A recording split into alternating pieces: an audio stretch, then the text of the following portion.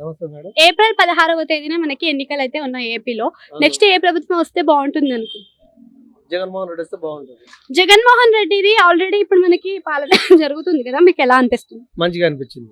So సొంత చెల్లె ఆయన తనకి ఎదురు తిరిగి డెవలప్మెంట్ ఏం చేశాడు అని క్వశ్చన్స్ వేస్తుంది కదా. సొంతం చెల్లాడతలేదు, కాంగ్రెస్ వాళ్ళు అడుగుతారు. మొన్నటి వరకు ఆమె తెలంగాణలో తిరిగినామే, ఇప్పుడు అక్కడ పోయి అనింది. నేను మొన్నటి వరకు తెలంగాణ బిడ్డ, తెలంగాణ ఉన్న అన్నది కదా. ఇప్పుడు మరి ఆంధ్రాలో ఎట్లా పోయింది మేడం? ఇప్పుడు ఈడ ఉన్న తిరిగినామే, నాకు ఆంధ్ర సంబంధం లేదన్నప్పుడు ఇప్పుడు ఆంధ్రలో ఎట్లా సంబంధం వచ్చింది ఆమెకు? ఎలా ఓట్లు వేస్తారు జనాలు? ఉడక ఆలోచన చేస్తారు కదా. అన్నకి అన్న ఉడక ఇప్పుడు వాళ్ళు కాంగ్రెస్ వాళ్ళు చెప్పినట్టు వింటుంది ఆమె. ఇప్పుడు రాహుల్ గాంధీ ఆయన ప్రధానమంత్రి కావాలని కోరుకున్నది. మరి వాళ్ళ అన్న మీద కేసులు పెట్టినప్పుడు జైలుకు పంపించినప్పుడు అప్పుడు ఏమైంది? రాజశేఖర రెడ్డికి అవమానమైనప్పుడు అప్పుడేమైనారు? అంటే పార్టీ వైఎస్ఆర్ తెలంగాణ వైఎస్సీపీ తెలంగాణ స్థాపించినప్పుడు అన్న వదిలిన బాణం అని ఆమె చెప్పుకుంది. మళ్ళీ ఇప్పుడు అన్న మీద బాణాలు వేస్తుంది కదా, దానికి రీజన్ ఏంటి? అన్న మీద బాణాలు అంటే ఇప్పుడు వాళ్ళు చెప్పినట్టు వింటుంది అంతే. ఈ జగన్ ఎవరు వచ్చినప్పుడు జగన్ ఏం చేయలేరు. అతను ఎందుకంటే మంచి పరిపాలన చేస్తున్నాడు కాబట్టి మంచి పరిపాలన చేస్తే అందరు సపోర్ట్ చేస్తారు. మంచి పరిపాలన చేయకుండా ఎవరు చేయరు.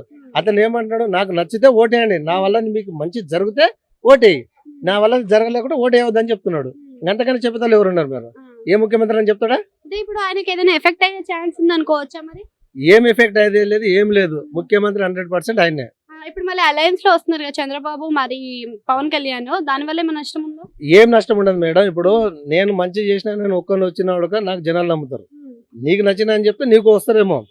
ఇప్పుడు 100% ముఖ్యమంత్రి మాత్రం జగన్మోహన్ రెడ్డి. ఎంతమంది వచ్చినా ఆయన ఏం చేయలేరు.